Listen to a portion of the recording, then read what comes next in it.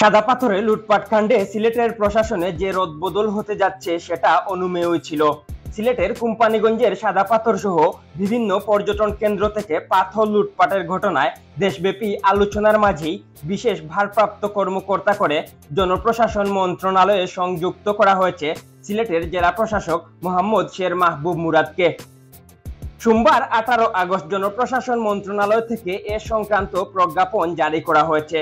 তার জায়গায় সিলেটের নতুন জেলা প্রশাসক হিসেবে নিয়োগ পেয়েছেন র্যাবের নির্বাহী ম্যাজিস্ট্রেট হিসেবে ৩ শতাধিক ভেজাল বিরোধী অভিযান চালিয়ে ব্যাপক আলোচিত মোহাম্মদ সারোয়ার আলমকে। এদিকে ব্যাপক আলোচনার মুখে বদলি করা হয়েছে সিলেটের কোম্পানিগঞ্জ উপজেলা নির্বাহী কর্মকর্তা আজিজুন নাহারকে। সোমবার তাকে সিলেটের ফেঞ্চুগঞ্জে বদলি করা হয়েছে।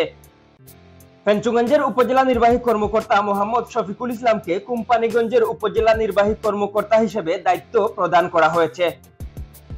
সোমবার সিলেটের বিভাগীয় কমিশনার খান মোহাম্মদ রেজাউন নবীর স্বাক্ষরিত আদেশে এ রদবদল করা হয়। সম্প্রতি সিলেটের ভুলাগঞ্জ, জাফলং, রাংপানি সহ বিভিন্ন এলাকায় পাথর লুটের ঘটনায় দেশজুড়ে আলোচনার ঝড় ওঠে। প্রথম দিকে প্রকাশ্যেই এসব লুটপাটের ঘটনা ঘটলেও প্রশাসন নির্বিকার ছিল বলে অভিযোগ মেলে। এমনকি ভুলাগঞ্জের সাদা পাথরে পরিদর্শনে গিয়ে দুর্নীতি দমন কমিশন প্রশাসনের দায়বদ্ধতা খতিয়ে দেখার কথাও বলে। সাদা পাথর লুটের সঙ্গে স্থানীয় প্রশাসনের যোগসাজশ ছিল বলে রোববার 17 আগস্ট সাংবাদিকদের জানিয়েছিলেন উপদেষ্টা সৈয়দা রেজওয়ানা হাসান। স্থানীয় প্রশাসনের বিরুদ্ধে দ্রুত ব্যবস্থা নেওয়ারও কথা জানিয়েছিলেন তিনি।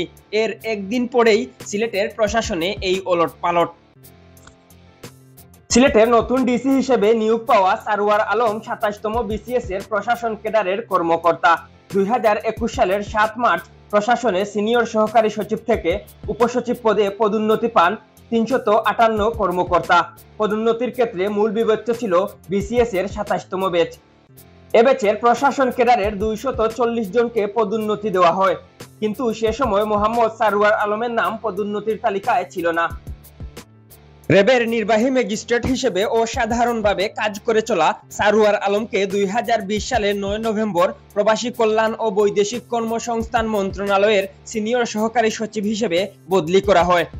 বিভিন্ন ক্লাবে ক্যাসিনো বিরোধী অভিযান চালিয়ে আলোচনায় আসেন সারোয়ার আলম।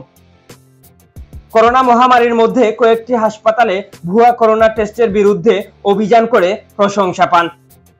সর্বশেষ সংসদ সদস্য হাজী সেলিমের বাড়িতে অভিযানের নেতৃত্ব দিয়ে আবারও আলোচনায় আসেন এই নির্বাহী হাকিম।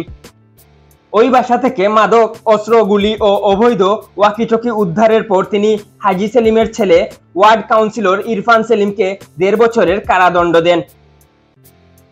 5 আগস্ট গণ অভ্যুত্থানে আওয়ামী লীগ সরকারের পতনের পর ওই বছরের 13 আগস্ট আরও 116 কর্মকর্তার সঙ্গে সারোয়ার আলম উপসচিব পদে ভূতাপেক্ষ পদোন্নতি পান, যারা আওয়ামী লীগ সরকারের আমলে পদোন্নতি বঞ্চিত ছিলেন। অবশেষে র্যাবের সেই আলোচিত ম্যাজিস্ট্রেট সারোয়ার আলম সিলেটের জেলা প্রশাসক হিসেবে সিলেটে আসছেন। এম কে তুহিন, কাগজ।